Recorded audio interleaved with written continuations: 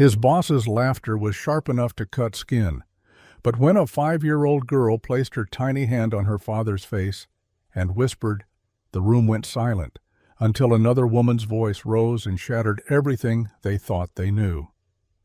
Daddy, don't cry. Before we dive in, take a second to drop a comment below. Where in the world are you watching from? And don't forget to hit subscribe, because tomorrow's story will absolutely blow your mind. Marcus Hale moved like a shadow through the marble corridors of Ridgemont Bank Tower. The building was a monument to wealth: polished stone, towering glass, chandeliers dripping crystal like frozen rain. But to Marcus, it was simply his workplace. At 42, he carried the weight of a man who had seen more than most and spoken less than he should. His uniform was faded, the navy fabric patched where seams had frayed, and his boots bore the kind of scuffs that told stories about years of labor no one clapped for. Yet his hands remained steady, deliberate, almost reverent as he guided a mop across the floor. Every stroke was quiet, controlled, as though he were polishing away more than dirt, as though he were erasing the remnants of another day in a world that barely acknowledged he was there. The building emptied long before his shift truly began. Executives swept out of their offices in expensive suits that smelled of cologne and power, leaving behind coffee cups with lipstick stains and pastry boxes half devoured. Their voices trailed off like echoes in an empty cathedral, and then came the silence Marcus knew so well. That was when his work began. He moved room to room, steady and invisible, collecting the evidence of their day and scrubbing away the mess so they could arrive tomorrow pretending their empire was spotless. To the people who passed him in daylight hours, Marcus was nothing more than part of the machinery, a fixture in the background of their polished lives. A nod, a clipped thank you, or more often, nothing at all. He had long ago accepted it, the art of becoming unseen. In war, being unseen meant survival. In civilian life, it meant he could work without interruption, without anyone asking too many questions about who he was, before a mop replaced a rifle, before grief replaced music. But Sophie never saw a ghost. To her, he was a hero in work boots. She would sit cross-legged on the lobby's edge, sketchbook balanced on her tiny knees, crayons scattered around like confetti. 5 years old, with braids that refused to stay neat and sneakers 2 sizes too big, she looked at her father as though he were the keeper of secrets carved into marble. She would watch him polish the brass railings with worn cloth, and when the metal gleamed bright under chandelier light, she would whisper, "Shiny, Daddy." "You make it shiny again." He always smiled at that. She didn't know how close those words touched to his heart. To Sophie, it was literal. She saw her father wipe away smudges and leave gold behind. But to Marcus, it was something more. She made him believe that even if the world dismissed him, even if people with wealth and degrees barely acknowledged his existence, she saw him. And sometimes being seen by one small pair of eyes was enough to hold a man upright when his shoulders threatened to collapse. The nights were long, but Sophie filled the hours with chatter and drawings. Castles, stars, animals with crowns.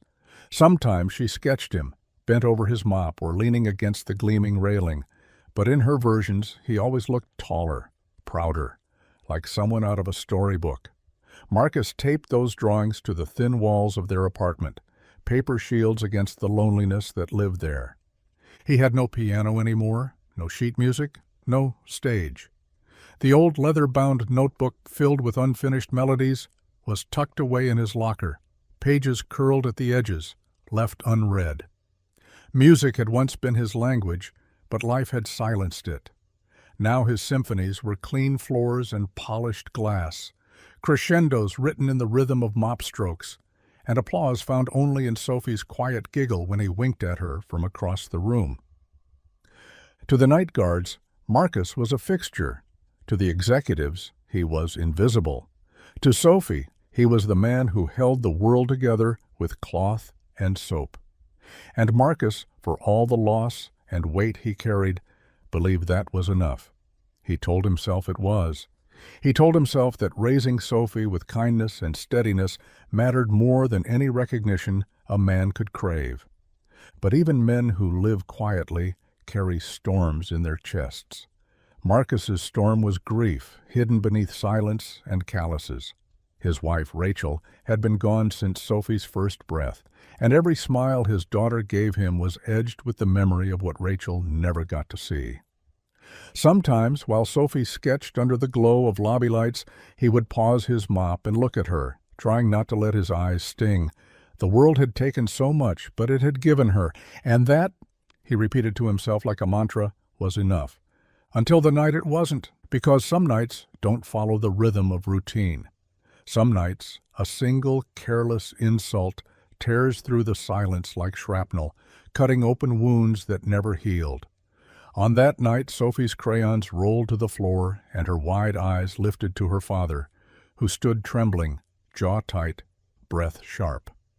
On that night, a man who had carried rifles, grief, and silence felt tears rise against his will. And on that night, Sophie's small hand reached up to his face, her whisper trembling through the cavernous lobby. "Daddy, don't cry."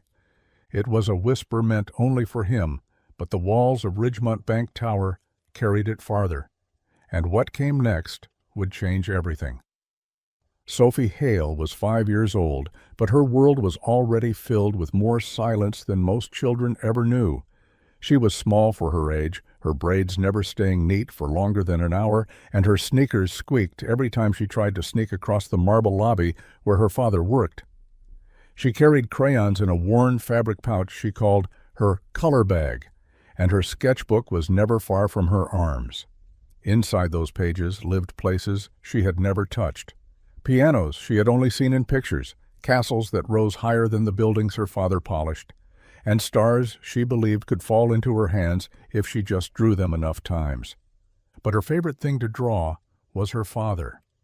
Not the way others saw him, a man in patched uniforms bent over mops and buckets, but the way she saw him, taller, stronger, brighter than anyone in the marble halls. In her drawings, he sometimes wore a cape. Sometimes he stood on top of the buildings he cleaned, holding a mop like a sword. And sometimes she drew him with an angel beside him, because even though Sophie never met her mother, she liked to think Mom was still close. Marcus never told her stories that weren't true. He never dressed her mother's absence in fairy tales or easy answers. He had told her gently, when she was old enough to ask, that her mom had gone to heaven the day Sophie was born. Sophie accepted it with the simple faith only children carry, but every so often she would sit by the window, crayons in hand, and draw a woman with wings leaning close to a janitor who looked suspiciously like her father. She'd hand the paper to Marcus and say, "This is Mommy watching you." And Marcus, even after long nights when his back ached and his eyes burned, would smile, tape the picture to their peeling apartment wall, and kiss the top of her head. To Sophie, there was magic in the way her father worked. She didn't understand that he was invisible to the bankers and executives who strode past him. All she saw was how he leaned down to polish a brass railing until it gleamed like gold, how he bent to wipe away stains no one else would notice, how his hands moved with a care that seemed too big for a job others dismissed as small. Once, when a security guard asked what her daddy did, Sophie looked up from her sketchbook and answered with complete certainty, "Daddy makes the world shiny again." At home, their apartment was small and worn, but Sophie filled it with color. Her sketches covered the fridge, the bedroom door, the wall above the couch. She drew pictures of angels, castles, stars, but always, always her father somewhere in the frame. He was her anchor, her hero, her safe place. She never said the word lonely aloud, but Marcus knew she carried it. He would sometimes catch her staring at the ceiling at night, eyes wide open, and when he asked what she was thinking about, she would whisper, "Do you think Mommy sees us?"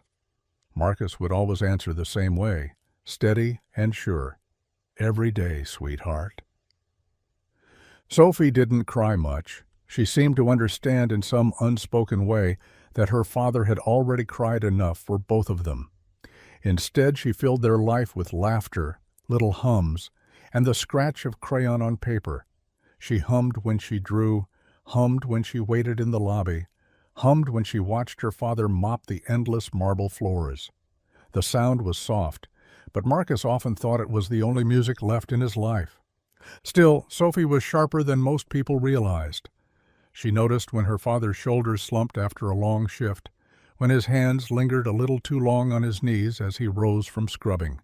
She noticed when his smiles came slower, when his eyes went distant. And though she was only 5, she carried that awareness with her drawings. Sometimes she drew hearts on the corners of her pages, or sunshine, in the top corner of every picture, like she was trying to remind him that brightness still belonged in their world. That night in Ridgemont Bank Tower, she had been curled in her usual corner, sketchbook open, crayons scattered. The air was filled with the buzz of gala preparations, florists arranging vases, waiters carrying trays, the faint hum of a violin rehearsing in the background.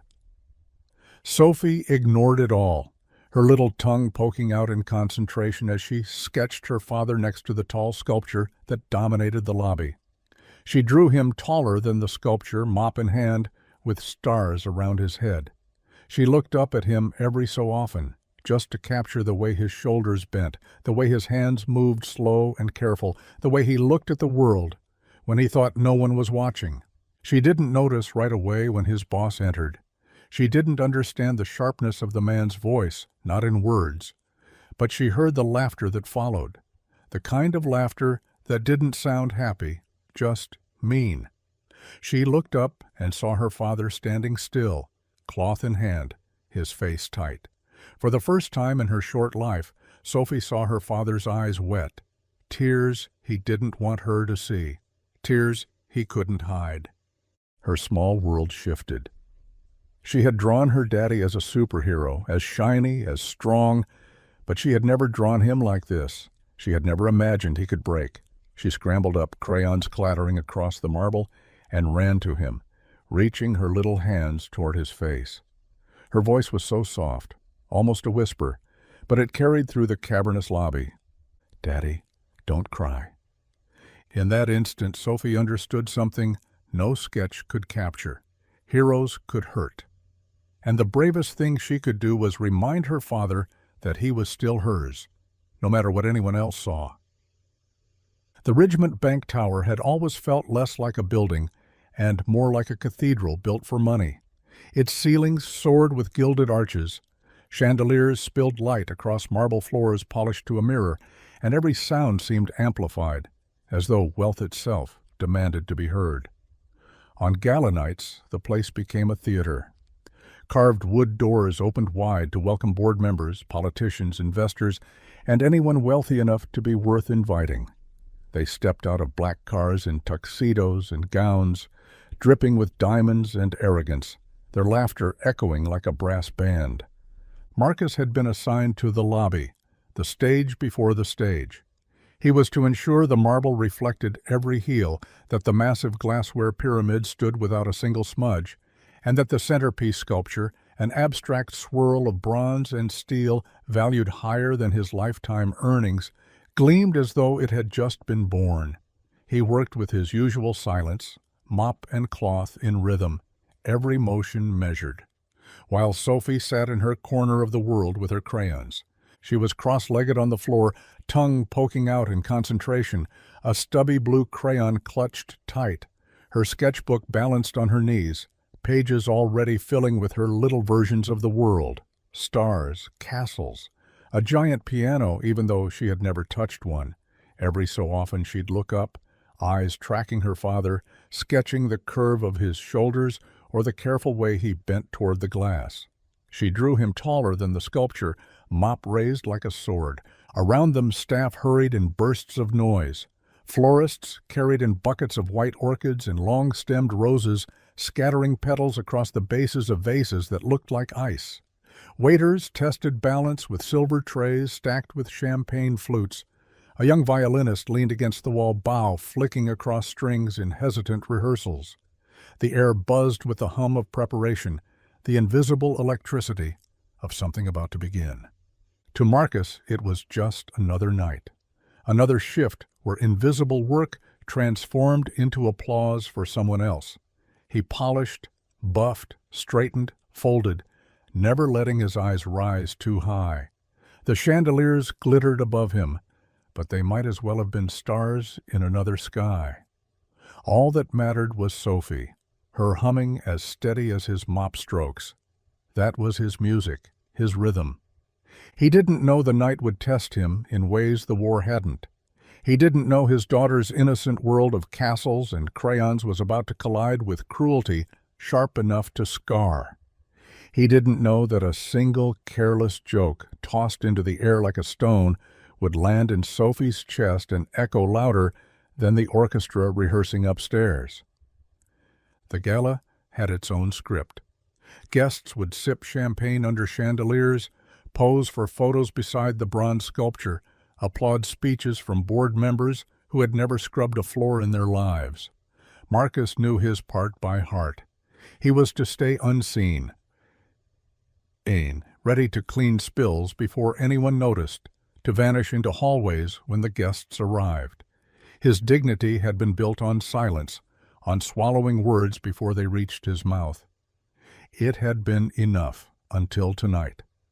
The first guests had not yet arrived, but the building already smelled like money. Perfume heavy in the air, roses cut just hours ago, wine being uncorked in the back rooms. Sophie wrinkled her nose at the mix of scents, but didn't complain. She sketched a star above her father's head, humming softly, pretending she belonged in this glittering cathedral. Marcus glanced at her once, a small smile touching his tired face, before returning to the base of the sculpture. He rubbed the cloth in careful circles, each motion deliberate, as though the bronze were sacred. He couldn't have known that this sculpture would become the backdrop to his humiliation. He couldn't have known that while he worked quietly, men in tailored suits would notice not the shine of the marble, but the sight of him lingering too long, caring too much. He couldn't have known that Sophie, small and tucked in her corner, would hear laughter that wasn't hers, see tears on a face she thought unbreakable.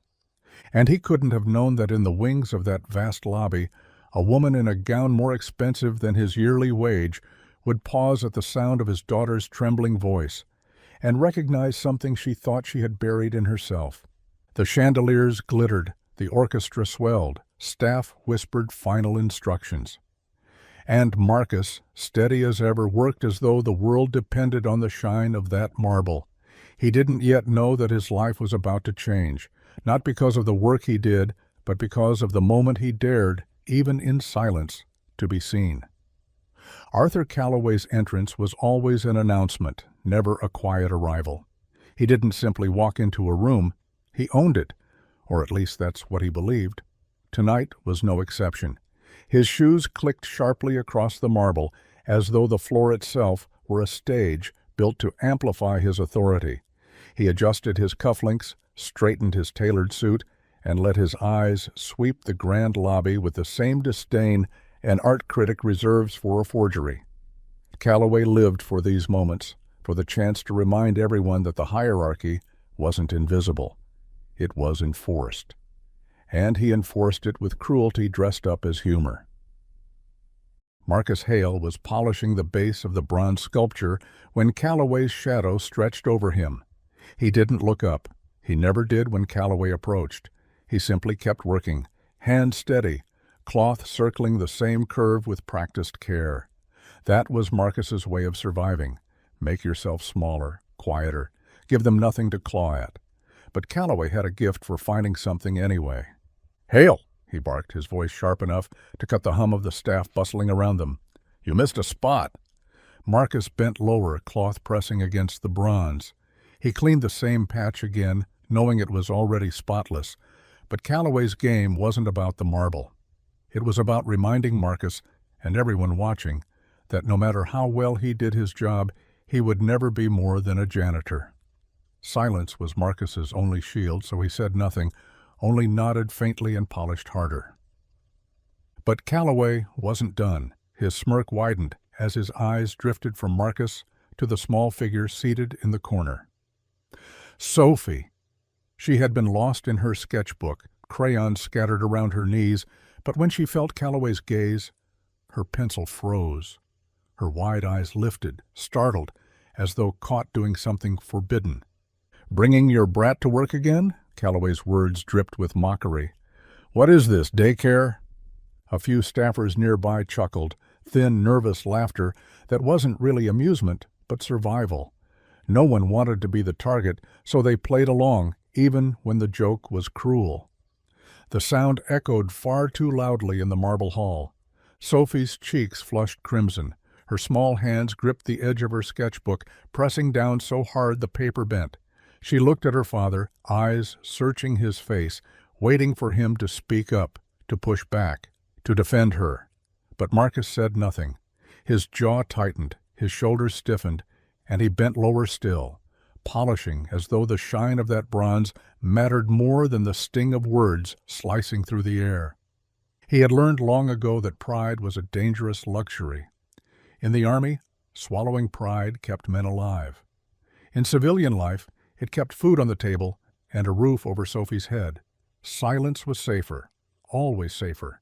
But silence came with a cost, and tonight the cost showed itself in the tremble of his hands and the burning in his chest he couldn't contain. He blinked hard, but the tears came anyway. They blurred the bronze into a smear of gold and shadow. He turned his head slightly, hoping Sophie wouldn't notice, but she did. She noticed everything. Sophie had never seen her father cry. To her, he was unshakable, the man who made the world shiny again with nothing but cloth and care.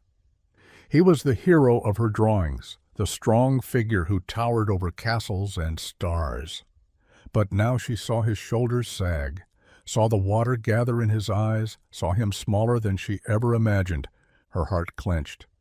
She dropped her crayon, the sound sharp against the marble, and scrambled to her feet. In 3 quick steps, she was at his side, her little sneakers squeaking as she reached up with one hand. "Daddy," she whispered, her voice trembling but certain. Her tiny fingers brushed his cheek, catching the tear he hadn't wanted her to see. "Daddy, don't cry." The words weren't loud, but the room shifted. The chuckles died instantly. Staff froze mid-step. Trays paused in mid-air, and even Calloway's smirk faltered. The sight of a 5-year-old child trying to comfort her father cut deeper than any insult could. The marble hall, filled moments ago with the pretense of importance, now carried only her soft, pleading voice. Marcus closed his eyes. The touch of her hand on his face felt like both a wound and a bandage. He hadn't wanted her to see this part of him, hadn't wanted her to know how much the world could hurt. But her words, so simple, so unguarded, pierced through the years of silence he had wrapped around himself like armor. Calloway shifted uncomfortably, tugging at his cufflinks again, as though straightening them might repair his authority. He opened his mouth, searching for another quip, something to reassert control, but nothing came. The power had slipped, not because Marcus had spoken, but because Sophie had. Marcus lifted his head slowly, not toward Calloway, but toward his daughter. He placed his rough hand gently over her smaller one, holding it against his cheek, grounding himself in her presence. His chest rose with a deep, steady breath. He still said nothing, but in that silence was a defiance stronger than any words he could have spoken. Around them, the lobby held its breath. No one dared laugh again. And though Marcus didn't yet know it, somewhere behind the glow of chandeliers, a pair of sharp eyes had been watching. A woman's eyes. And the sound of Sophie's trembling voice would not leave her untouched. The sound of Sophie's whisper hung in the air like a fragile thread of glass that no one dared break. The marble lobby, usually a place where voices ricocheted and laughter swelled like a tide, suddenly felt cavernous, hollow. The waiters, who had been adjusting trays, stood motionless. A florist froze with a bundle of orchids still clutched to her chest. Even the violinist, mid-scale, lowered his bow. All eyes turned toward the janitor, and his daughter. Arthur Calloway's grin faltered, the smug curve of his mouth twitching as if even he couldn't quite ignore what he had just witnessed. His authority, so often bolstered by cruelty, wavered.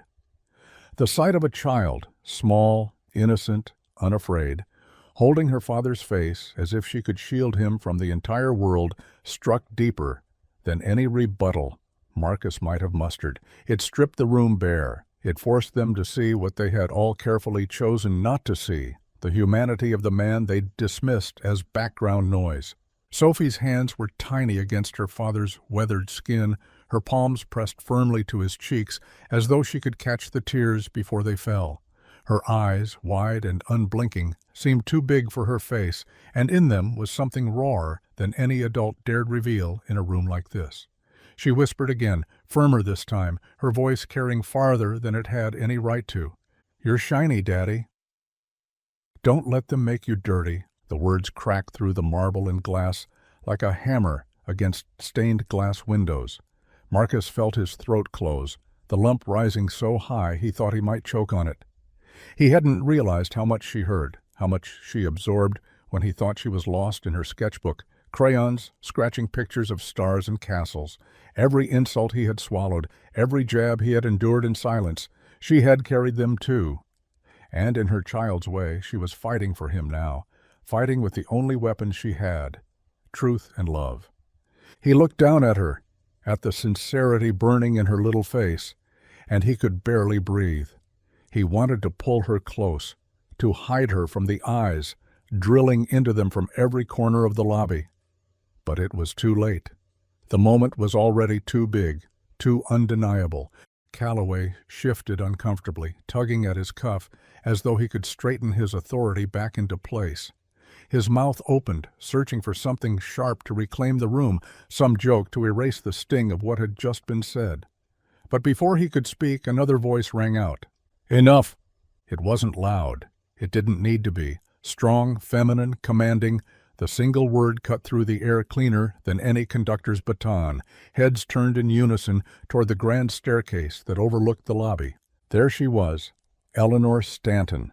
The Eleanor Stanton, CEO of Stanton Global, chair of the Ridgemont Board, and tonight's keynote speaker. Known for her steel spine and sharper tongue, she was a woman who had built empires and dissolved rivals before her morning coffee. Her reputation was as ruthless as it was revered, yet as she descended the staircase, the glittering gown sweeping behind her, it wasn't ruthlessness that filled her voice. It was clarity. Her heels clicked against the marble, echoing like a metronome of judgment. She didn't rush. She didn't need to. The weight of her gaze did the rushing for her. As she reached the base of the staircase, her eyes locked on Calloway. "I don't recall cruelty being part of tonight's program," she said, her tone cool but unwavering. Calloway stammered, the sound foreign from a man so used to holding the floor. I was just joking." She raised one hand, silencing him without effort. "You mistake mockery for humor, and you confuse power with decency. Both are errors unbecoming of your position." The silence deepened. No one dared breathe too loudly. The gala staff glanced at each other nervously, unsure whether to move or remain frozen. Sophie stayed where she was, hands still resting on her father's face, her small body pressed against him like an anchor. Marcus's chest rose and fell, each breath heavier than the last, but he didn't move. He couldn't. Eleanor's eyes shifted then, softening as they landed on Sophie. For the briefest moment, the formidable CEO was not a titan of industry, not a woman who had bent corporations to her will. She was simply a woman who recognized something sacred when she saw it. A daughter defending her father with more courage than most men in that room would ever muster. "You have nothing to apologize for, child," she said gently, her words carrying just as firmly as when they had cut Calloway down.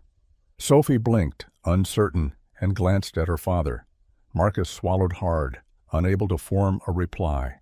He felt the entire room watching him, but for once he wasn't invisible.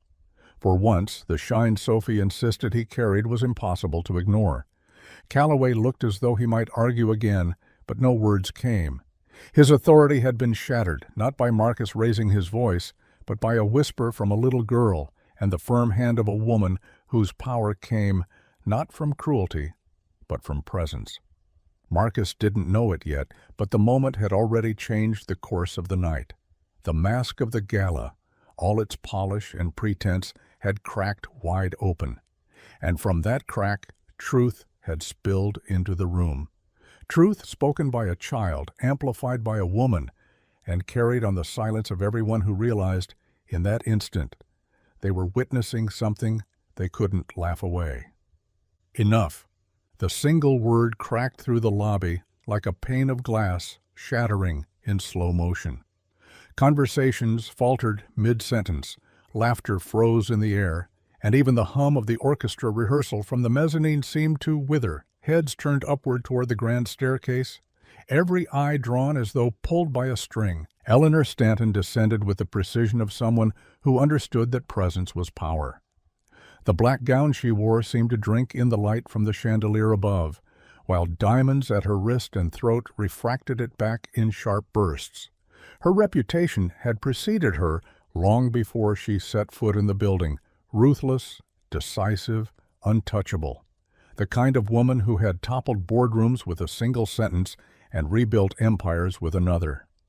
But tonight, her gaze was not reserved for the donors who would be lining up to flatter her, nor the investors who whispered about her every move. It was fixed on Marcus and Sophie. The silence thickened, heavy with the weight of her authority. She moved slowly down the staircase, each heel striking marble like a gavel. "I don't recall cruelty being part of the Ridgemont program," she said, her voice cool, even, and devastatingly steady. It wasn't raised, not even sharp, but it carried farther than Calloway's bark ever had. Arthur Calloway's face drained of its smug color. I was just joking," he stammered, words tumbling out of his mouth like coins dropped by shaking hands. Eleanor lifted one manicured hand, palm outward, halting him mid-breath. The gesture was graceful, final, and absolute. "You mistake mockery for humor," she said, "and you confuse power with decency. Both errors are unbecoming." The room seemed to shrink around her words. Waiters exchanged quick glances. The florist lowered her bouquet as if afraid even flowers might make a sound. Sophie, still pressed close to her father, clutched the sleeve of Marcus's uniform with both hands, her little knuckles white. Her wide eyes flicked between Calloway and the woman descending the stairs, sensing without quite understanding that something monumental was happening. Eleanor reached the lobby floor and paused just a few feet away from them. Her eyes softened, not the steel gray of boardroom battles, but something quieter, gentler. She looked at Sophie first, taking in the braids, slipping loose, the crayons scattered near her shoes, the trembling lip that tried so hard to stay brave. For the briefest second, the indomitable woman allowed herself a look that was not calculation, but recognition. Marcus felt his chest tighten. For years he had lived in shadows, careful not to draw attention, safe in invisibility. But this woman, this figure who commanded billion-dollar deals and silenced rooms with a glance, saw him. Or rather, she saw the way Sophie looked at him, and in that reflection she found the truth. He could barely breathe under the weight of it. Calloway shifted, desperate to reclaim control. "Miss Stanton, surely you can't expect—" Her head turned, slowly, deliberately, until her eyes met his. The words died in his throat. She didn't need to raise her voice. She didn't need to insult him. The cold precision of her silence was sharper than any blade. Calloway looked down at his polished shoes as though scuff marks might suddenly appear to save him from her gaze. The donors and staff waited, unsure of whether to clap or to flee.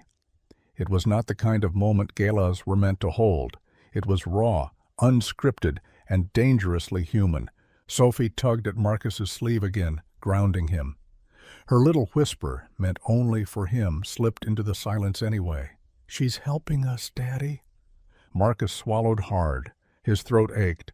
His silence had always been his shield, his way of surviving. But now, with Sophie pressed to his side and Eleanor Stanton standing a few feet away, he felt something break inside. Not the brittle crack of defeat, but the shifting weight of being seen after too many years of being invisible. Eleanor's eyes lingered on him, and in that stillness, Marcus knew she had made a decision. This wasn't a passing comment for the sake of appearances or a casual rebuke tossed off to score points with donors. No, this was a woman who had chosen her ground carefully. She had chosen to stand on his side, and that changed everything. Marcus lowered his gaze, not in shame, but in something closer to humility. He tightened his arm around Sophie, pulling her close. She rested her head against him, still watching Eleanor as though she were a character stepped out of one of her drawings. A queen descending from a castle staircase to defend the knight no one else cared for. The lobby remained hushed, suspended between breaths, until Eleanor finally spoke again, her tone quieter now, but firm enough to fill every corner of the marble hall. "Remember this," she said, sweeping her gaze across the room, letting it rest just long enough on every face that had laughed a moment earlier. "Greatness is never measured by who you step on. It's measured by who you choose to stand beside." And though she looked away then, her meaning was clear. She wasn't standing beside the donors. She wasn't standing beside Calloway. She was standing beside Marcus Hale and the little girl who had reminded them all what dignity looked like. The silence after Eleanor Stanton's words was unlike anything Marcus Hale had ever known inside those marble walls. It wasn't the silence of dismissal, the kind he lived with every night when men in suits walked past him as though he were part of the furniture. This silence was heavier, watchful, charged with the weight of something shifting. For the first time in years, Marcus felt every eye on him, not as an afterthought, but as though he were suddenly undeniably present. And in that hush, something stirred inside him. Not the janitor, not the invisible man who bent low to polish brass no one touched, but the echoes of who he used to be. He felt the soldier first, the one who had carried rifles through deserts and mountains, the one who learned to measure time in heartbeats and footsteps, the one who had seen brothers fall and still kept moving. That part of him had never died. It had only gone quiet. But behind the soldier, another memory pressed forward, the pianist, the young man who once stayed up until dawn in borrowed practice rooms, chasing Chopin and Brahms with fingers that trembled from both hunger and ambition. He had been accepted, almost nearly. Letters from conservatories had once arrived with his name written cleanly on them. He had believed for a while that music could carry him anywhere. Then life had shifted, as life always does. A draft notice, a deployment, a marriage, a baby on the way. The piano keys went silent beneath his hands, replaced first by the weight of a rifle, then the weight of a child. He had carried them all. Carried grief when Rachel, his wife, slipped away before Sophie could ever know her voice. Carried Sophie herself through long nights of fever when he had no insurance, no money for hospitals, only cool cloths and whispered lullabies. He had carried rent notices and bills, shifts that stretched too long, and the bone-deep exhaustion of survival. And through it all, he carried silence. Silence became his armor. Silence became his penance, but now, under the chandelier's glow, in front of his daughter's wide eyes, the silence cracked. Eleanor's voice had opened a door he hadn't even realized was still locked. It wasn't just her authority. It was the way she had looked at Sophie, the way she had stripped Calloway's sneer down to nothing. For the first time in years, Marcus felt something dangerous and unfamiliar. Permission. Permission to stand taller than the mop in his hand. Permission not to bow his head when insulted. Permission to believe that his daughter didn't just see him as shiny in the way children romanticize their parents, but as someone who had more inside him than the world had allowed.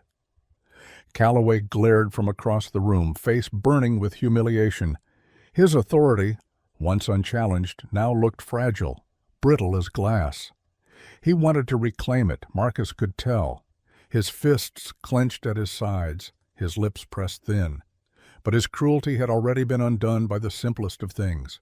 A whisper from a little girl and the steady voice of a woman who knew the weight of power.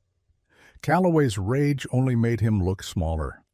Sophie clung to Marcus's sleeve, her fingers tight in the fabric, her small body pressed against him like a shield and a tether all at once. She was watching him, really watching, and he knew this moment would not fade for her. She would remember whether he shrank or whether he stood. His spine straightened, not by choice at first, but instinct. The soldier in him adjusted to the weight of invisible eyes, squaring shoulders as though waiting for orders. The pianist in him remembered what it felt like to sit at a bench, back upright, heart exposed, hands hovering above keys that could either betray or redeem him. And the father in him realized his daughter needed to see all of that, not just the man who mopped floors, but the man who once dreamed, once fought, once loved enough to keep going through the wreckage. Marcus inhaled slowly, letting the air fill places in his chest that had felt hollow for too long. He didn't speak, not yet, but he met Calloway's glare with a calmness that unsettled the man. It was not defiance exactly, but something stronger, dignity, a refusal to be less than what his daughter already believed him to be. Eleanor's gaze lingered, and he felt it like a hand pressing against his back, urging him upward, not pity, not charity, recognition. And for Marcus Hale, recognition was oxygen. The chandelier light caught Sophie's face as she looked up at him, her lips parting in a small smile, her eyes shining with something he hadn't seen before. It wasn't just admiration, it was belief. Belief that her father was more than what this world tried to reduce him to. Belief that her drawings of him standing taller than sculptures and castles weren't just pretend. And in that fragile, impossible moment, Marcus let himself believe it too. For the first time in years, he didn't feel like a shadow. He didn't feel like silence. He felt like a man whose past hadn't disappeared. It had only been waiting, buried under dust, ready to rise again when someone finally reminded him he had the right to. The soldier, the pianist, the father, all of them stood there together in the grand lobby, under the watchful eyes of strangers, under the trembling hand of his daughter, under the voice of a woman who had said one word, enough, and changed everything. The weight of the lobby seemed to shift when Eleanor Stanton lowered herself onto the marble floor. Her gown spread around her like a pool of midnight silk, a gesture so uncharacteristic for a woman who commanded boardrooms that the entire crowd collectively leaned closer, as though trying to understand what they were witnessing. Eleanor did not glance at the donors, the staff, or even at Calloway, who lingered near the edge of the room with his face tight and jaw clenched. Her attention was fixed solely on the small girl clutching her father's sleeve. "What's your name?" Eleanor asked gently, her voice stripped of its steel edges. Sophie blinked, her lip trembling before she managed to answer. "Sophie," she whispered. The sound was barely more than a breath, yet it carried. The hush in the lobby was so profound that even a whisper had the gravity of thunder. Eleanor nodded slowly, her expression softening, as though she were absorbing the weight of the name. "And who," she continued, tilting her head slightly, "is this brave man beside you?" Sophie hesitated, her small hand tightening around the worn fabric of Marcus's sleeve. Her eyes darted up to her father's face, studying him the way she always did when sketching, capturing the lines, the quiet strength, the way his mouth stayed firm even when his eyes betrayed storms. Her voice wavered at first, then steadied as she spoke. "My daddy," she said. Her words landed like a stone dropped into still water, sending ripples through the silence. Then she added, with a certainty that made the air itself seem sharper, "He makes the world shiny again." Eleanor blinked. For a moment, her mask of composure cracked, and something raw flickered across her face.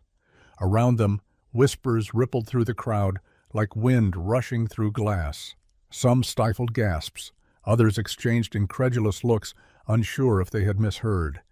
To the gilded ears of donors and executives, Sophie's declaration was strange, almost childish. But to Marcus it was everything. She hadn't meant it as poetry, she meant it literally. He wiped the floors, polished the brass, buffed the marble until the chandeliers reflected like captured constellations. In her eyes that was magic. In her heart it was heroism. And to speak it aloud here, in front of all these strangers, was to declare a truth Marcus had never allowed himself to say. Marcus's chest tightened and his eyes closed. He had carried years of silence, of dismissal, of being looked through instead of at. But in those 5 words, Sophie had spoken for him. It was her way of telling the room what he never could, that his work mattered, that he mattered. Calloway shifted uncomfortably, his smug grin long gone. His authority, his cruel jokes, his sneers. They all shrank under the simple honesty of a child's voice. No polished speech, no crafted insult could compete with it. And everyone in the room knew it. Eleanor drew in a slow breath, letting the moment stretch. She didn't look at the donors, didn't offer them the shield of interpretation. She let Sophie's words hang, untamed and unfiltered. Then she reached out and touched the little girl's hand where it clutched her father's sleeve. "You're right," Eleanor said softly, almost reverently. "He does." The acknowledgment wasn't grand, it wasn't loud, but it carried weight, heavier than applause. And in that instant the roles of the gala inverted. The men in suits, the women draped in jewels, the critics and patrons, they weren't the center anymore. The janitor and his daughter were. Marcus opened his eyes, and for the first time in years, he didn't look down. He looked level, steady, his gaze meeting Eleanor's across the small distance. There was no arrogance in his stare, no demand, only the quiet dignity of a man who had just been given back the right to be seen. Sophie leaned into his side, her small frame trembling with the effort of speaking in front of so many. Marcus bent slightly, placing a hand on her shoulder, grounding her.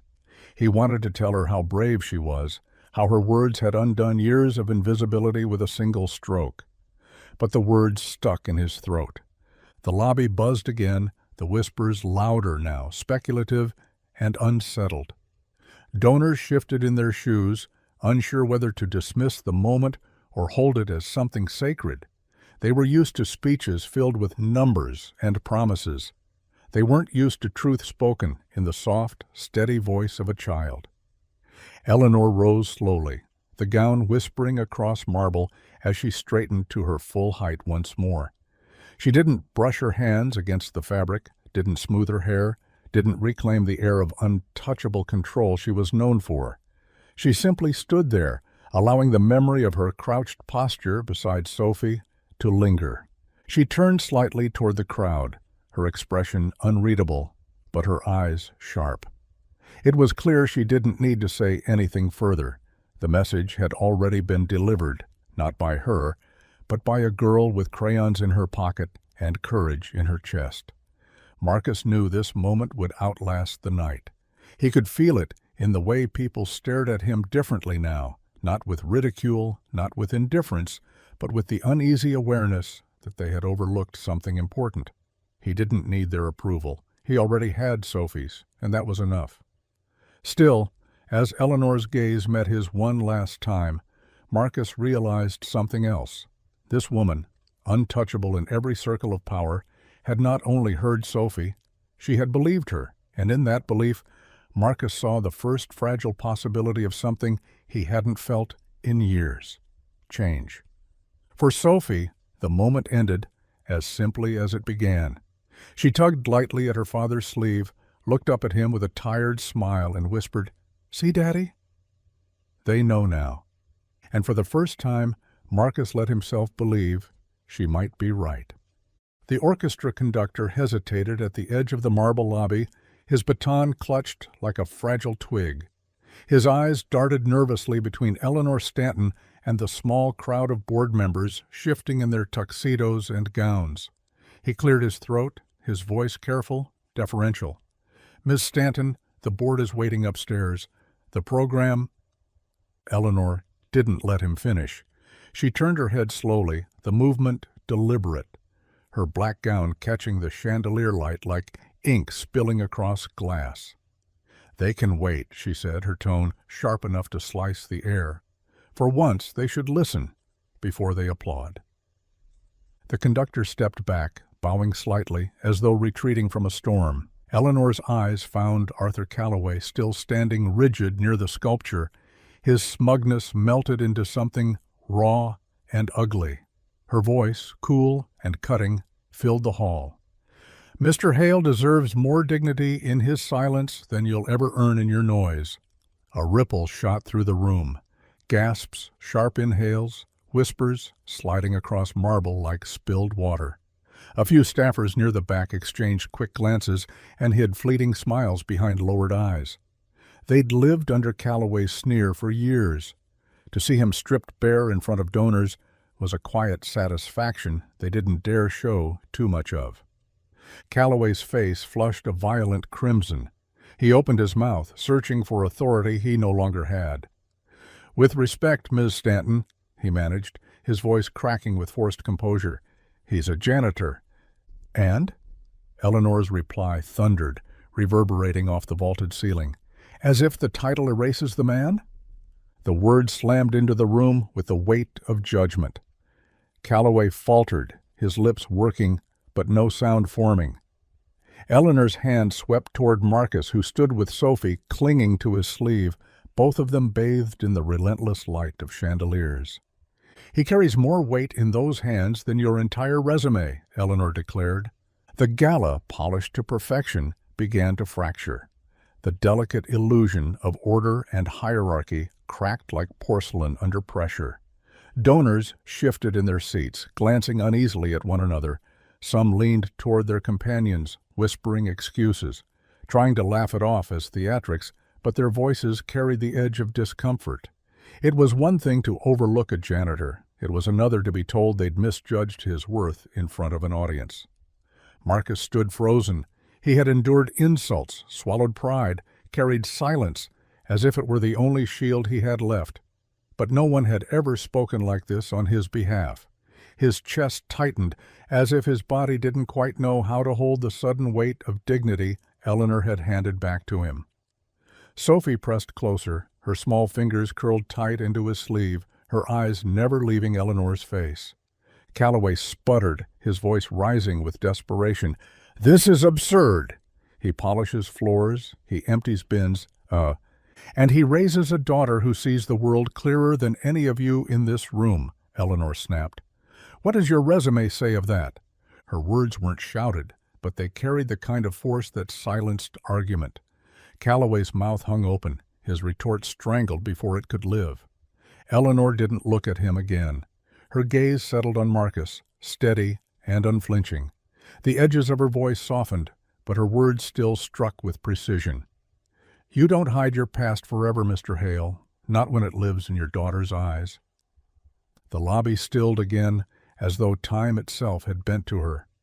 Marcus swallowed hard, his throat thick, his pulse loud in his ears. He had spent years burying who he was, stacking silence like bricks to wall off the soldier, the pianist, the dreamer. But Sophie had seen through it, always, and now this woman, a stranger in a diamond necklace, was telling him that the truth couldn't be buried, not when his daughter carried it in her gaze. Sophie tilted her face upward, her small eyes wide, shimmering. She didn't understand every word, but she understood enough. She had drawn him taller than the buildings he cleaned, stronger than the statues he polished, and now someone else was finally seeing what she saw. Marcus's hand hovered uncertainly before resting gently over Sophie's. His breath came slow, deliberate. He didn't speak. He couldn't. But in the tilt of his shoulders and the way he met Eleanor's eyes, a shift had taken place. He was no longer shrinking. The donors watched, unsettled. Their world had been built on names, titles, power, and pedigree. But here, in this moment, a janitor stood taller than a supervisor, and a child's whisper carried more weight than a critic's column. Eleanor Stanton had not just defied Calloway, she had defied the very order they lived by. And Marcus, for the first time in years, felt the permission to be seen. Marcus's chest grew tight, the kind of pressure that made it hard to tell if he was breathing too little or too much. Every instinct told him to shrink, to gather Sophie close and slip back into the shadows where he had survived for years. Invisibility had always been safer than exposure, safer for him, safer for her. But Sophie's small hand on his sleeve held him in place. Her touch was soft, barely anything at all, but to Marcus it felt like an anchor, a tether to something he couldn't ignore anymore. Eleanor's words still rang in his ears. They were simple, but they carried the weight of recognition, the kind of recognition he hadn't felt in decades. She had seen him, not the uniform, not the mop, not the silence, but him, and her voice, sharp as glass, yet steady as a heartbeat, echoed something Rachel used to say when he played for her late at night, long before Sophie was born. You play the world like it owes you an apology. The memory cut through him, bittersweet. He hadn't heard Rachel's voice in years, not like this, not in the living sound of a sentence rising inside him. He used to sit at the piano, shoulders hunched, striking notes like they had wronged him, like music itself had debts to repay. Rachel had teased him for it, her laughter soft and full of light, and he had learned to soften only when she sat beside him, her head on his shoulder, reminding him the world wasn't always an enemy. When she died, the music had died too. He couldn't touch the keys without feeling her absence pressing down like lead. He had buried that part of himself in silence, convinced it was safer to let it rot than to feel it break him again. But tonight, under the chandelier and the eyes of strangers, he felt the ghost of those keys calling, not with accusation, but with something far more dangerous, invitation. Sophie tugged his sleeve again, her voice so small, so unguarded. "Daddy, can you play for Mommy?" His heart lurched, a dull thud echoing through his chest. The childlike hope in her eyes was almost unbearable. She had never heard him play. She only knew the fragments he hummed when he thought she was asleep, the sketches of melodies buried in the old leather-bound notebook she sometimes peeked at. But she remembered. Somehow she had always remembered, even what she had never been given. Marcus swallowed hard, the air thick and heavy in his lungs. "Sweetheart." His voice cracked, so soft it barely rose above the murmur of the crowd. He didn't know how to explain the weight of it to her, that the piano wasn't just an instrument, it was a grave, a memory, a wound that never closed. Eleanor's gaze flicked toward Sophie, catching the whisper, and then turned back to him. Her eyebrow arched, her expression unreadable yet urging. "There's a piano in the lounge," she said evenly. Her tone carried no hint of suggestion. It was a statement, an open door she dared him to walk through. "Show her, Mr. Hale." Not them. Her. The words landed like a spark in dry tinder. The crowd stirred, a ripple of whispers running through the lobby like restless wind. Some guests leaned closer, curiosity bright in their eyes, while others scoffed softly, dismissing the thought as absurd. A janitor at the piano? In this hall of marble and chandeliers? Yet no one dared laugh outright, not after Eleanor's voice had already stripped Calloway of his smugness.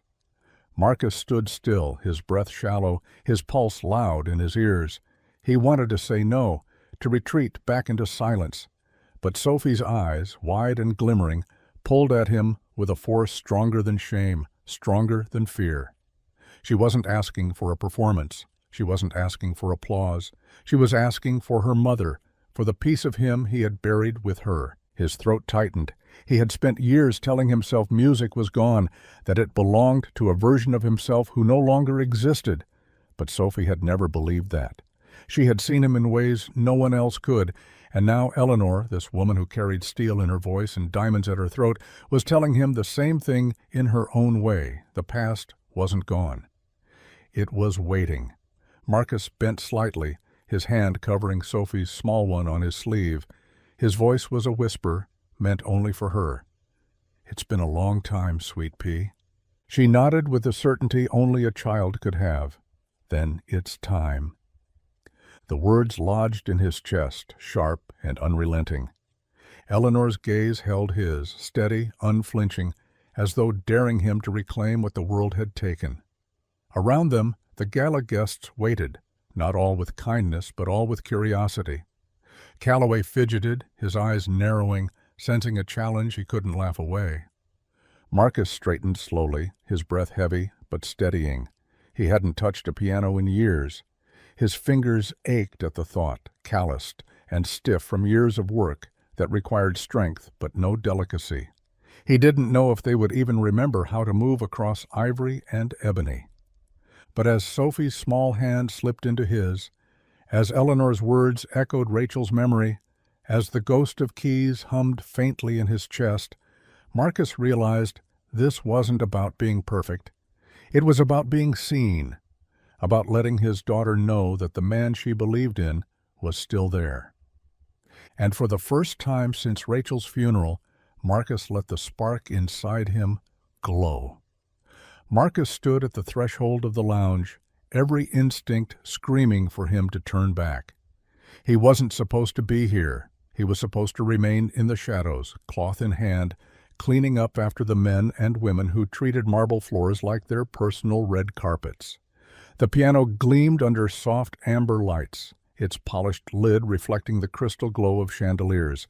It was beautiful, untouched, more furniture than instrument, a symbol of wealth rather than art. The crowd trickled it in behind him, their whispers rising like a tide.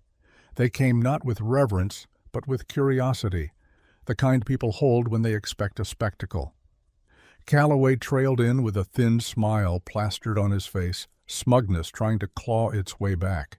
A janitor at the keys, that would be his joke of the evening, but Eleanor's presence loomed just behind the murmurs, steady as stone. Her silence kept the ridicule at bay.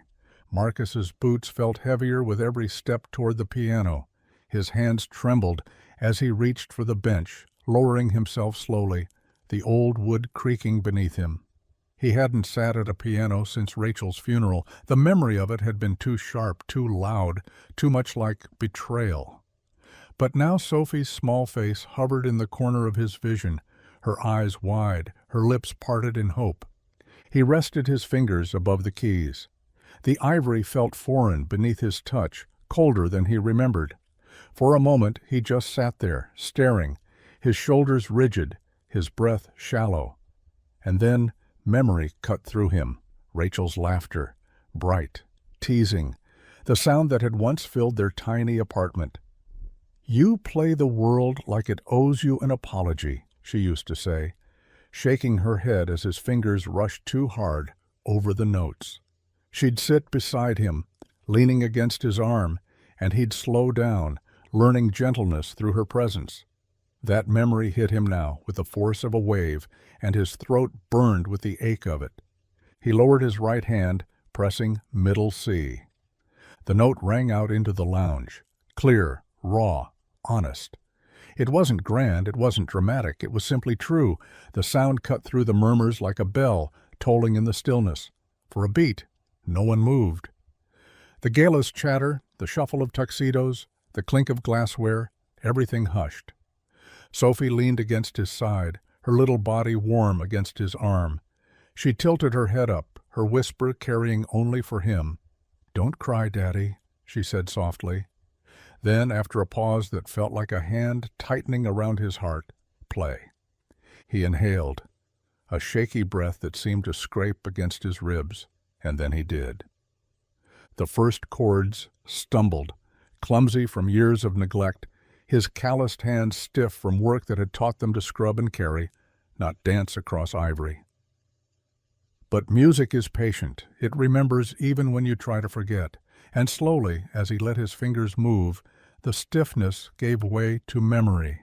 The melody rose, fragile at first, like something timid stepping out of hiding, then fuller, richer, as his body remembered what his mind had buried. The crowd leaned in, curiosity fading into something else, something quieter.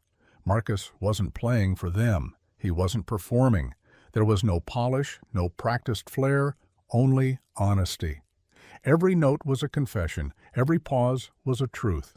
He played the lullaby he had once begun to write for Rachel, the one he never finished after she passed. His fingers stumbled over the gaps, but he filled them with what he had instead: grief, longing, love, hope. It wasn't perfect, but it was alive. And alive was more than he had ever dared offer since losing her. Sophie pressed closer, her little hand resting gently on his arm as though she were steadying him. Her head swayed softly with the rhythm, her eyes wide in wonder. She had never heard him like this, never known this part of him. Yet she looked as if she had been waiting for it all her life. The notes filled the lounge, not loud, not demanding, but true. They climbed the chandelier light, lingered in the carved corners of the ceiling, wrapped around the stunned silence of the onlookers. For the first time in years, Marcus wasn't a janitor. He wasn't a man bent by grief. He wasn't invisible. He was simply a father, a husband who had once loved deeply, a musician who had let silence bury him until tonight. When the final note lingered, trembling in the air, Marcus lifted his hands slowly from the keys. His chest heaved, and for a moment he couldn't look up. He was terrified to see their faces, to see Calloway's smirk or the pity of strangers. But then he felt Sophie's arm slip around his waist, hugging him fiercely. "You did it," she whispered, her voice shaking with joy. Marcus let out a breath he hadn't realized he was holding, his eyes burning, his hands trembling. He looked at her, and all he saw was Rachel's light, alive in the little girl who had never stopped believing in him. And so, for the first time in years, Marcus allowed himself to believe too. What poured from Marcus's hands wasn't the performance of a trained virtuoso, not anymore. It wasn't flawless scales or brilliant technique polished by hours of practice. What rose into the gilded lounge was raw, imperfect, and entirely human. Each note seemed to stumble, then find its footing, like a man learning to walk again after years of crawling. But there was something in the way those imperfect notes lingered, the way silence stretched between them, that gave the music its truth. It began with halting chords, uneven in tempo, heavy with hesitation. His fingers were stiff, clumsy, betraying how long they had been used for scrubbing floors instead of caressing ivory. Yet slowly, as if memory were seeping back through muscle and bone, the chords began to weave together, not smooth, not fluid, but deliberate. Every mistake carried a story. Every pause was its own confession. Sophie leaned against him, her little body swaying with the rhythm. She didn't notice the wrong notes. To her, the sound was magic, a secret part of her father she had only glimpsed in sketches and half-hummed lullabies. Her eyes glowed, wide and glistening, her tiny hand resting on his arm as if to tether him to the music itself. The melody shifted, softer now, and Marcus felt the weight of years press through his chest. Without meaning to, without planning it, he found himself playing the lullaby he had once started writing for Rachel. He had never finished it. The pages of his old notebook still bore the abandoned bars of that song, frozen in time like an unfinished prayer. Yet tonight, under the gaze of strangers and the anchor of his daughter's hand, it returned, hesitant at first but insistent, refusing to remain buried. The lullaby folded into the air, incomplete but alive. It carried Rachel's laugh, her teasing words when he played too hard. It carried nights of rocking Sophie as a baby, his voice cracking as he hummed what little of the tune he remembered. It carried loneliness and exhaustion, and the fragile hope that even in grief, something beautiful might survive. He wasn't playing Chopin, he wasn't playing Mozart, he was playing Marcus Hale, father, widower, janitor, soldier, man. The audience, used to polished recitals and choreographed perfection, sat frozen. They didn't hear precision. They didn't hear virtuosity. They heard something they hadn't expected: honesty. A man stripped bare, telling his story through every broken chord and every trembling pause. Eleanor Stanton, who had spent a lifetime building walls of steel around her heart, closed her eyes. She let the sound wash through her, unexpected and unguarded. For her, it wasn't just a janitor's music. It was a reminder of something she had once lost too, her own music, her own tenderness. She had hidden it behind power and control, but now it stirred in her chest, aching to be remembered. Arthur Calloway sat stiffly in his chair, his smugness dissolved. His eyes were locked on the piano, his lips parted as if he might say something, but no words came. He had mocked, sneered, belittled. But nothing in his arsenal of cruelty could compete with the quiet storm Marcus had unleashed. For the first time in years, Calloway was speechless. And Sophie beamed. Her smile lit the room brighter than the chandelier above. She leaned into her father's side, eyes shining, cheeks flushed with pride. To her, this wasn't strange or surprising. She had always believed in him, always known there was more to her father than the world chose to see. The music didn't prove her right. It simply revealed what she had carried in her heart all along. The song wavered, built, fell into silence, then rose again, shaped not by practice but by feeling. Marcus's hands trembled with each chord, not from lack of skill, but from the sheer release of it. It was as if every year of silence, every swallowed word, every humiliation he had endured poured out through his fingertips, translated into sound. It wasn't elegant, it wasn't rehearsed, it was confession. When the final chord came, it wasn't grand, it wasn't a flourish or a triumphant end. It was simple, steady, held longer than necessary, as though Marcus wasn't ready to let it go. As though he feared silence would rush back in and steal everything he had just risked. The note lingered, trembling in the air, until at last his hands fell away from the keys. The room held its breath. No one moved. No one clapped. For a few suspended seconds, the world was still, caught between disbelief and reverence. Then Sophie broke the silence with the gentlest sound of all, a small laugh, half sob, half joy, as she hugged her father's arm tighter. Marcus bowed his head, his chest heaving, his eyes burning with tears he had long refused to shed. For the first time in years, he had let himself be heard, and though the music wasn't perfect, it was real, and that made it unforgettable. The last note lingered in the air like a breath that refused to leave. It shimmered against the chandelier glass, slid down the polished walls, and settled into every corner of the room. Marcus's hands hovered above the keys, trembling slightly, unwilling to break the fragile stillness that had taken hold of the gala. He lowered them to his lap slowly, his chest rising and falling in sharp, uneven breaths. The silence that followed was not the shallow pause of politeness, but something deeper, unsettled, reverent, the kind of silence that came after lightning, when everyone waits to see if the world is still standing. For a heartbeat, no one dared move. Waiters froze mid-step, champagne balanced precariously on silver trays. Donors stared, some with mouths parted, others with brows furrowed, as though they were struggling to reconcile what they had just witnessed with what they had expected. To them, this was supposed to be an evening of glitter, of rehearsed speeches and calculated charm. Not this, not a janitor bearing his soul through music so raw it stripped their illusions clean. Then, from the front of the crowd, came a single clap, sharp, deliberate, unhurried. Eleanor Stanton had risen to her feet. Her gown pooled elegantly around her, her chin lifted, her eyes steady. She clapped again, slower this time, as though insisting the room catch up to what she already knew, that they had just heard something real, something uncontainable. The applause spread hesitantly at first, a ripple of uncertainty. A few guests joined in out of obligation, glancing sideways to gauge whether it was safe to commit. Then others followed, caught not by duty, but by something else, a stirring they couldn't explain.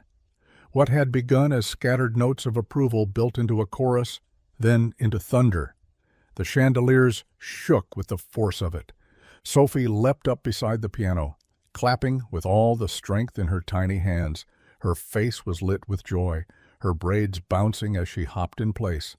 "That's my daddy!" she cried, her voice breaking through the storm of applause. It wasn't meant for the crowd. It was meant for him, and it landed harder than any ovation could. Marcus sat frozen, his face turned down, his throat tight. He hadn't played for applause. He hadn't played for recognition.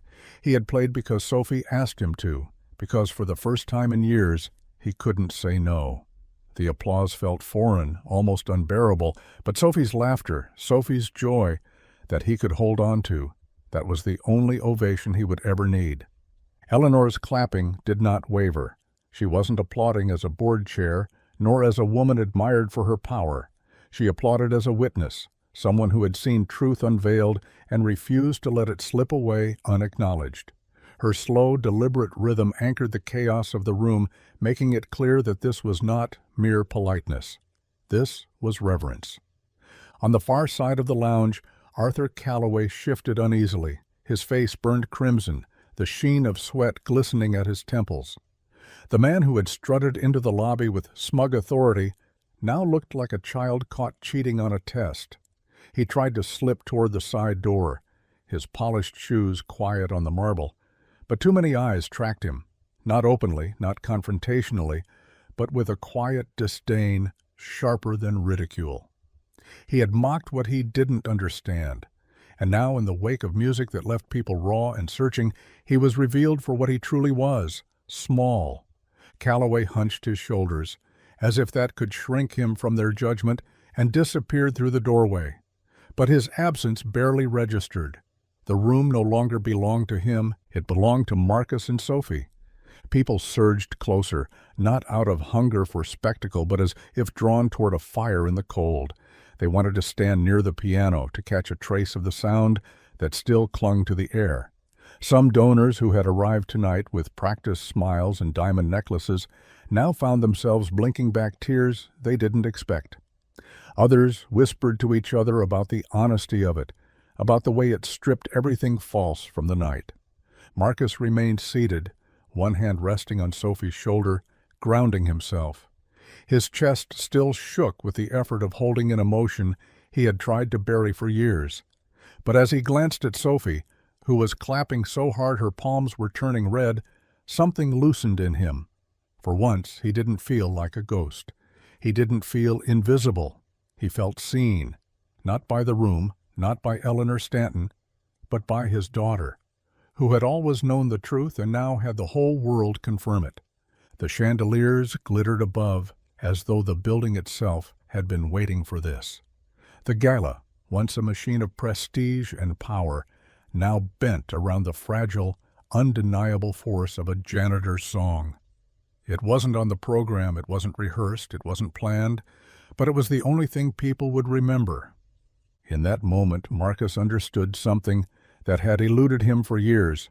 Sometimes dignity doesn't come from silence, but from the courage to break it. And tonight, with Sophie by his side and music still echoing through the rafters, he had done just that. The applause had faded into the distance by the time Marcus slipped through the side door, the swell of sound muffled as the heavy panel closed behind him.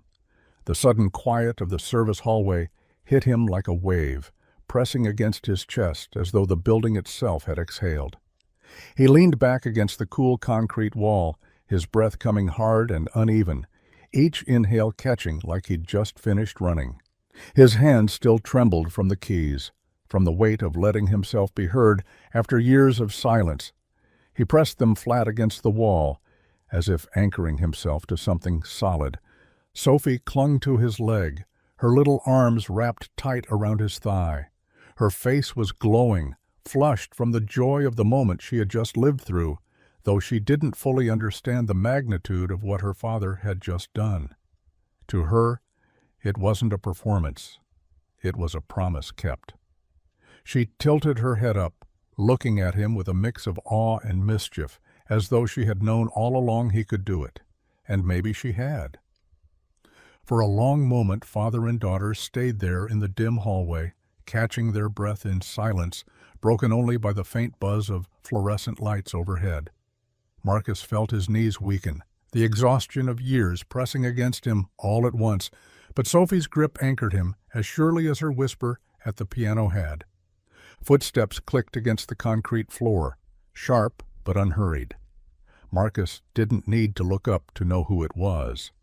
Eleanor Stanton moved with a kind of authority that was unmistakable, even when she wasn't trying to claim a room. When she appeared, the air seemed to bend toward her, carrying a gravity Marcus couldn't deny. She stopped just a few feet away, her gown trailing behind her like shadows stitched into fabric. For a moment she simply looked at him, not the way people usually did, not with dismissal, not with curiosity, not even with pity. She looked at him like she was trying to read a truth that had been hidden for far too long. "Where the hell have you been hiding?" she asked finally, her voice softer than it had been in the lobby, but no less certain.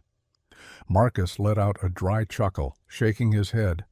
"Behind mop buckets and rent checks," he said. The words felt strange coming out, too honest, too bare.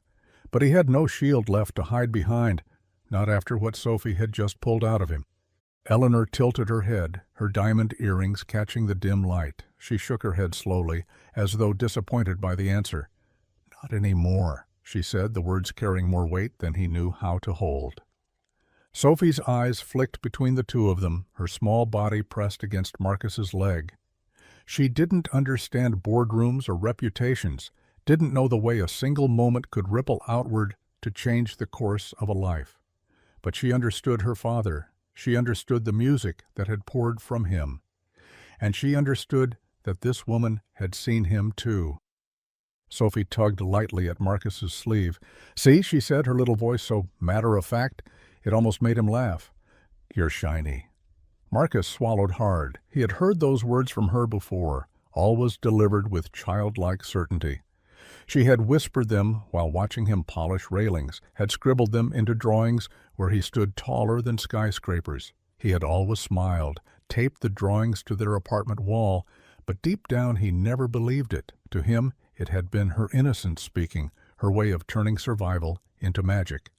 But now, standing in a service hallway, with his chest still aching from the song he dared to play, with Eleanor Stanton's eyes steady on him and Sophie's hand warm against his arm, something shifted. For the first time the words landed differently. For the first time he let himself believe her. He bent down and scooped Sophie into his arms, her sketchbook bumping lightly against his chest as she giggled. He pressed his forehead against hers, closing his eyes. "Maybe I am," he whispered, more to himself than to her. Eleanor's gaze softened at the sight, a flicker of something human breaking through her armor of diamonds and authority. She didn't say anything more, didn't need to. Her silence carried the kind of respect Marcus had lived his whole life without. For years, he had existed as if invisible, fading into corners, surviving without being seen. But tonight, a little girl's faith and a woman's defiance had torn that invisibility away. And as Marcus stood there in the quiet, holding Sophie close, he realized that maybe the world had been wrong about him all along. Maybe he wasn't just surviving. Maybe, just maybe, he was beginning to shine. Word spread faster than champagne could be poured. The gala had been designed as a carefully orchestrated evening of prestige, speeches polished to perfection, laughter rehearsed as much as the string overtures, but the story that left the Ridgemont Tower that night wasn't about the donors or the programs. It was about a janitor at a piano and the supervisor who had tried to tear him down. By the time the last of the guests filtered out into waiting cars, the whispers were already in full flight. Calloway's cruelty wasn't a secret anymore. It had been paraded under crystal light, exposed in front of the very people whose money kept the building alive. Donors leaned toward one another, their voices hushed but urgent. "Did you see her face?" one muttered, nodding toward Eleanor Stanton, who had made her stance against Calloway clear enough to shake the air itself. Board members frowned over wine glasses, muttering words like optics and liability, words that meant Calloway's smirk would cost more than his paycheck. He had thought the night belonged to him, that his sharp tongue and polished shoes were the only things that mattered. But the only thing anyone would remember was the small voice of a little girl saying, "Daddy, don't cry," and the music that followed. Eleanor hadn't raised her hand against him, hadn't needed to. She didn't strike him down with insults or threats. She simply told the truth so plain and undeniable that Calloway's career buckled beneath it. Humiliation was his undoing, and Eleanor made certain no one left the building confused about what they had witnessed. She didn't stay for the last toast or the final performance on the program. Her presence had already rewritten the script. By morning, Calloway's name would circulate in hushed tones through boardrooms, the kind of whispers that ate reputations alive. But Marcus didn't care about Calloway's fall, not then. Not as he walked Sophie home under a sky so clear it looked dusted with diamonds. The noise of the gala faded behind them, replaced by the steady rhythm of his boots against the pavement and Sophie's lighter steps, skipping to keep pace. She held his hand tightly, swinging her other arm with her sketchbook tucked under her arm, the crayons inside rattling like coins. The city stretched tall and loud around them, but the night felt smaller somehow, intimate, as if it belonged only to them. For a long time, neither spoke. Marcus breathed in the cool air, felt the tension in his chest slowly unwind. The music was still inside him, vibrating in his bones, in his pulse. He hadn't meant to let it out, hadn't expected to, but Sophie had asked, and he had obeyed.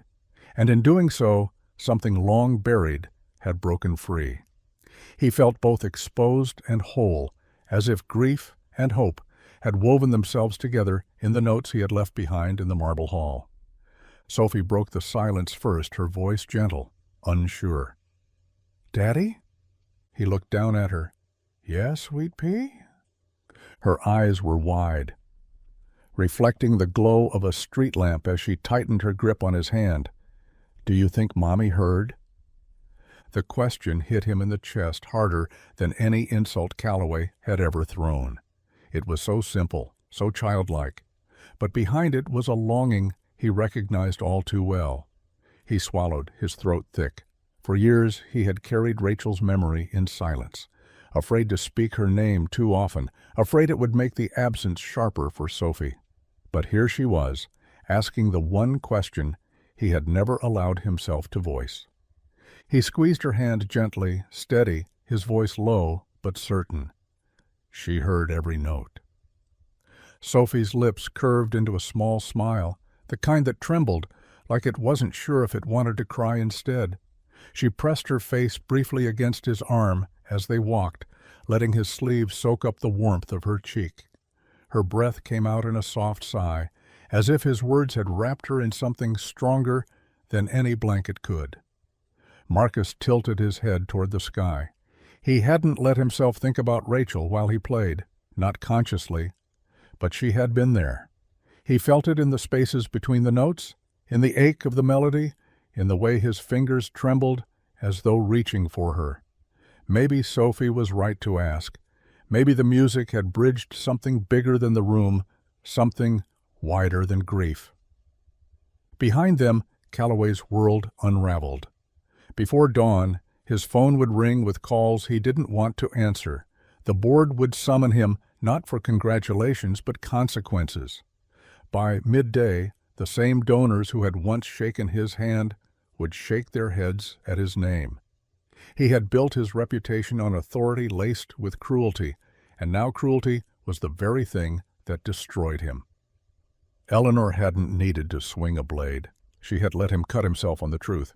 But Marcus didn't dwell on that. His world was smaller, sharper, and infinitely more important.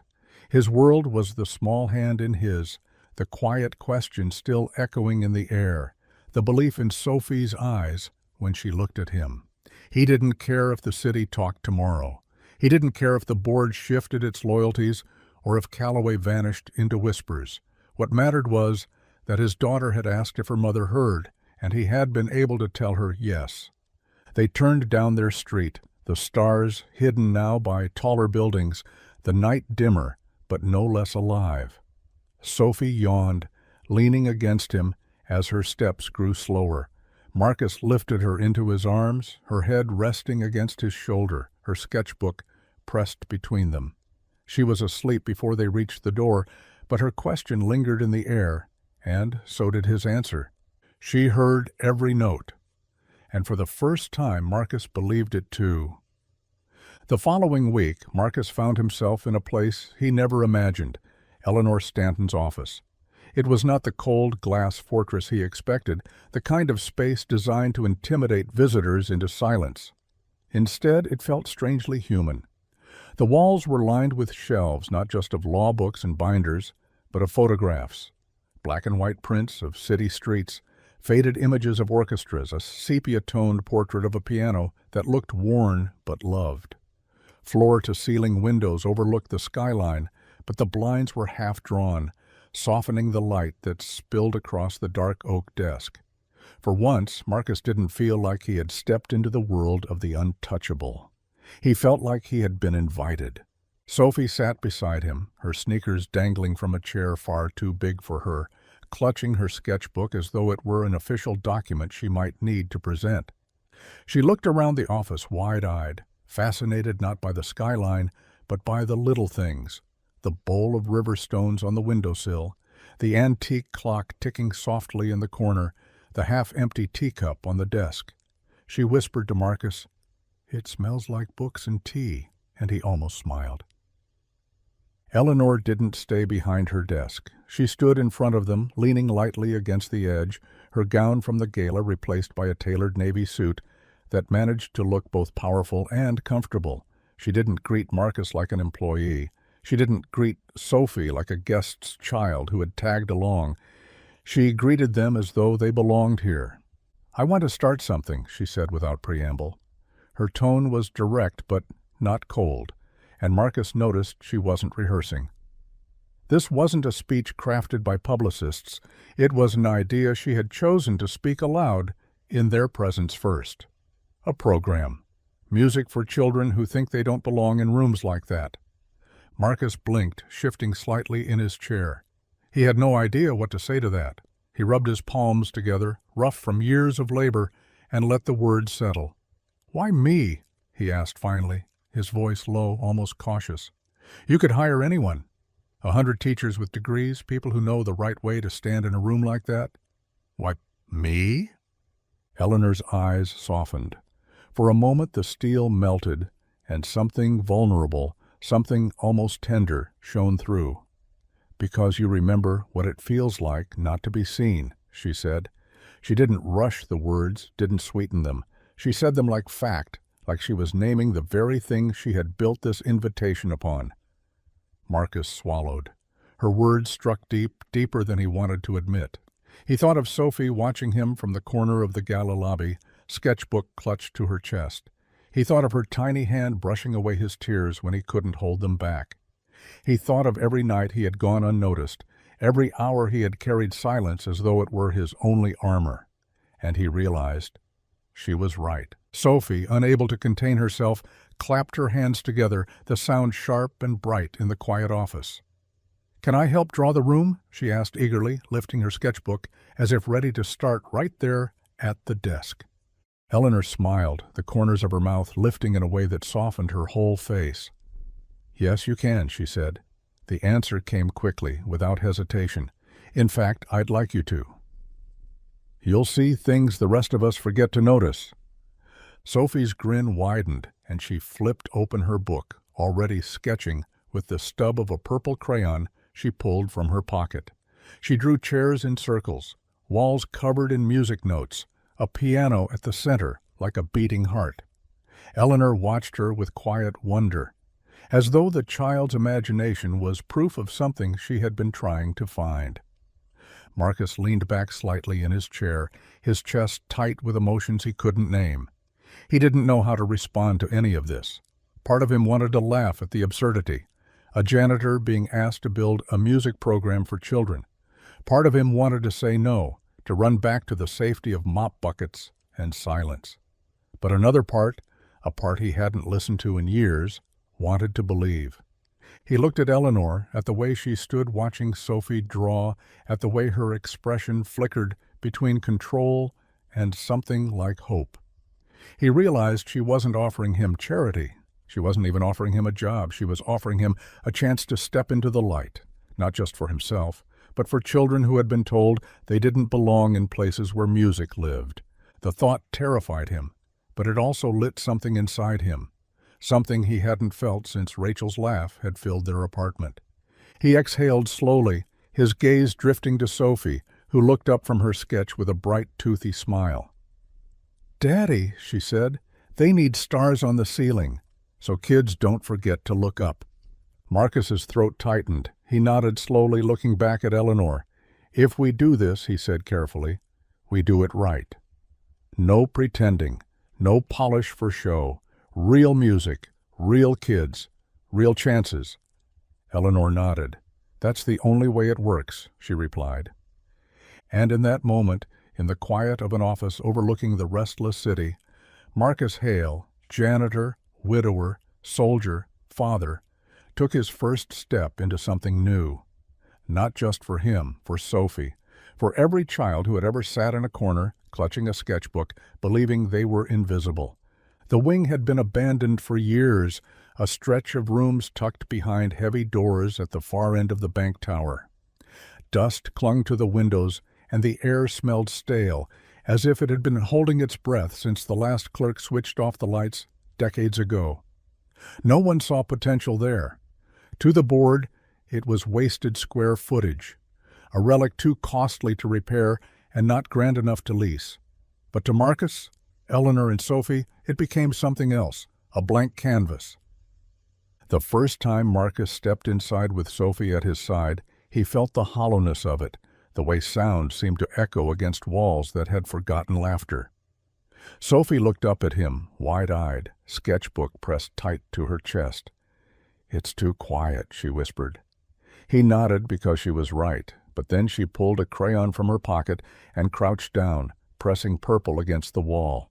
A star, wobbly and uneven, bloomed there in waxy strokes. "Better," she said. That was the beginning. Eleanor oversaw the logistics, but not from behind glass or through assistance.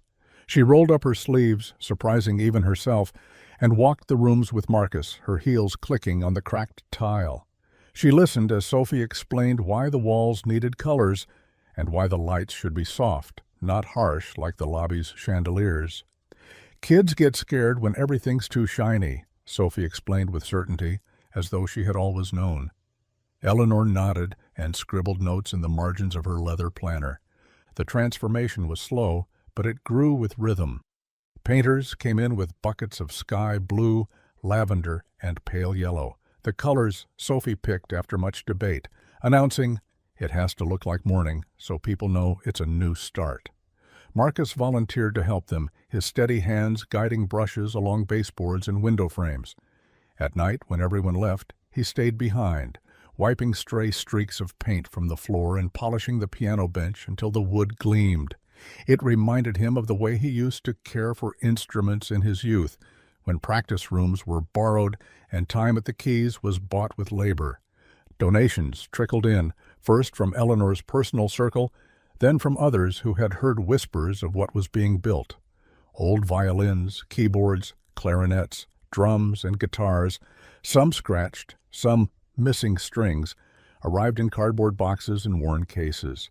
Marcus repaired what he could, his soldier's patience and janitor's ingenuity combining into quiet craftsmanship. He replaced strings, oiled wood, tightened screws. He treated each instrument like it mattered, because to him, they all did.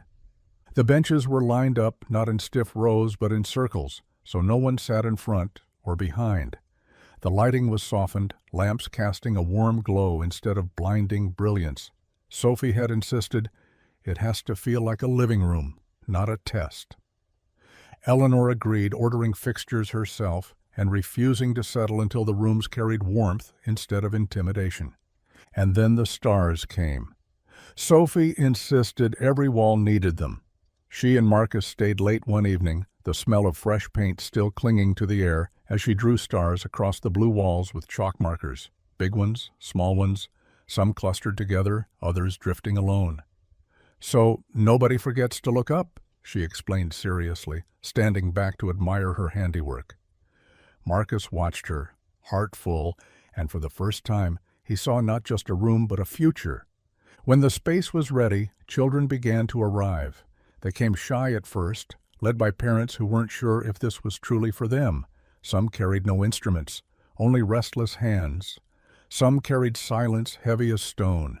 Marcus recognized that silence. He had lived in it for years. He didn't greet them with lessons or lectures. He sat with them. He listened. He showed them how to press one key, how to find a rhythm in the beat of their palms against a drum. "It doesn't have to be pretty," he told them. "It just has to be yours." Eleanor watched from the doorway more often than she joined, her arms crossed loosely, her eyes following Marcus and the children. She wasn't funding this as a CEO. She wasn't building a program for optics or prestige. She was reclaiming something she had lost long ago, the girl who once played Bach. Under too much pressure, who abandoned music when it was tied to winning instead of joy. Seeing Marcus guide children with patience, seeing Sophie draw stars above their heads, she felt that lost girl stirring inside her. Slowly, the space began to breathe. Laughter echoed where dust had once settled. The walls, painted in morning light and stars, rang with imperfect chords and uneven rhythms that sounded more beautiful than any rehearsed symphony. Children who had been told they didn't belong in places like this leaned forward eagerly, their small hands bold on ivory keys, their feet tapping in time. Parents who had expected polished recitals sat back in stunned relief, realizing this was about something else entirely. And through it all, Sophie moved among them like she had always belonged. She handed out crayons to children too shy to touch an instrument. She taped her drawings of pianos and castles to the doors. She whispered encouragements in the same tone she once used on her father. "Don't cry. Play." The forgotten wing no longer felt abandoned. It pulsed with sound, with warmth, with the rhythm of something alive. It was not about prestige or appearances or applause. It was about belonging. And Marcus, standing in the middle of it with Sophie's hand tucked in his, felt the truth pressed deep into his chest. For years he had carried silence. Now he carried music again, not polished or perfect, but honest. And that honesty was enough to turn an empty wing into a home. The evening of the recital arrived with a sky painted in soft pinks and fading gold, the kind of twilight that felt like a promise. The once abandoned wing of Ridgemont Tower now glowed with warmth. Strings of lights hung along the walls, reflecting off Sophie's chalk-drawn stars, and rows of mismatched chairs were filled with parents, grandparents, siblings, and children who had found their voices in the space Marcus, Eleanor, and Sophie had built. There was no grandeur here, no polished marble or stiff tuxedos. The air carried the buzz of nervous laughter, whispered encouragement, and the creak of chairs shifting beneath people who knew they weren't here to be impressed. They were here to belong. Marcus sat near the front, his hands folded tightly in his lap, though they trembled as if they'd never forgotten the piano keys. He looked around the room, stunned still by what it had become. Months ago this had been dust and silence. Now it was color, sound, and life. He could feel Rachel here too, not in sorrow, but in a presence that hovered close, like a breath on the back of his neck. Sophie's name was called. She hopped onto the small wooden stage with her braids bouncing and her sneakers squeaking on the floor. She stood behind a small keyboard, the kind that wobbled slightly on its stand, and looked out at the crowd with wide eyes. Marcus's heart lurched at the sight of her, his little girl, standing under the string lights, holding herself tall in front of the strangers who had already begun to clap softly in encouragement. She leaned into the microphone, her voice tiny but strong. "This song is for Daddy." The room went still. Marcus felt the words pierce him, quick and sharp, before dissolving into something that made his chest ache. His eyes blurred, and he tried to blink the tears away, but they clung stubbornly. He hadn't asked for this. He hadn't taught her to play more than a handful of chords, hadn't pushed her to perform. But Sophie had chosen this on her own. She had chosen him. Her fingers pressed the keys, uneven at first, the melody wobbling, stumbling in places, but the sound that filled the room wasn't clumsy, it was radiant. A child's voice translated through music, pure and unguarded, without the weight of expectation. It wasn't Chopin, it wasn't Bach. It wasn't polished enough for critics or precise enough for stages. But it was hers, and in being hers, it became everything. The notes carried something Marcus recognized. The lullaby he had once hummed to her in feverish nights, the fragments of the song he had written for Rachel, but never finished.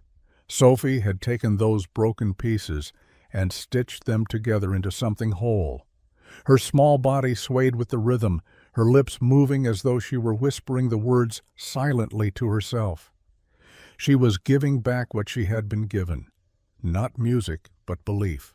Marcus's throat tightened, his chest burned with pride and grief woven together so tightly he couldn't tell where one ended and the other began. Beside him, Eleanor leaned close, her voice low, steady, carrying just enough to reach him through the swell in his ears. "She's giving back what you gave her," she whispered. The truth of it nearly broke him. He had thought he was teaching Sophie resilience, that he was shielding her from the world's cruelty. But she had seen past his silence, had carried his music even when he refused to play it, and now here she was, offering it back to him under the soft glow of chalk stars. When the final note trembled into the air, Sophie's hands lifted from the keyboard and fell to her sides. For a heartbeat, the room was silent, holding its breath. Then the applause came, not polite, not tentative, but thunderous. Parents clapped until their hands were red, children shouted her name, and strangers wiped their eyes openly. The room was alive, clapping, crying, breathing in the honesty of a child who had dared to speak with her fingers. Marcus rose from his chair before he realized he was moving. His legs carried him to the stage, his vision blurred with tears he could no longer hold back. Sophie ran into his arms and he lifted her high, her small frame pressed tightly against his chest. His shoulders shook as he buried his face against her hair. "Daddy's not crying," he whispered hoarsely, the lie breaking under the weight of truth, as the tears streamed freely down his cheeks. Sophie giggled, the sound bright and triumphant against his collar. She pulled back just enough to look at him, her grin wide, her eyes shining. "You're shiny," she said, her voice certain, as though it were the simplest truth in the world. Marcus's chest cracked open at her words. For years he had doubted, dismissed, buried himself in silence. But here, with her arms tight around his neck, with applause ringing in his ears and Eleanor's steady gaze meeting his from the crowd, he believed it. Not for a fleeting second, not for a fragile breath, but fully, wholly. He had always been shiny. He had just needed someone, his daughter, his music, and the quiet defiance of a woman who saw through walls, to remind him of it. If this story touched your heart, take a moment to let us know. Drop a comment below, sharing what part stayed with you most. And don't forget to subscribe so you never miss the next story of courage, love, and second chances. Until then, stay kind, stay brave, and keep listening for the music in the quiet.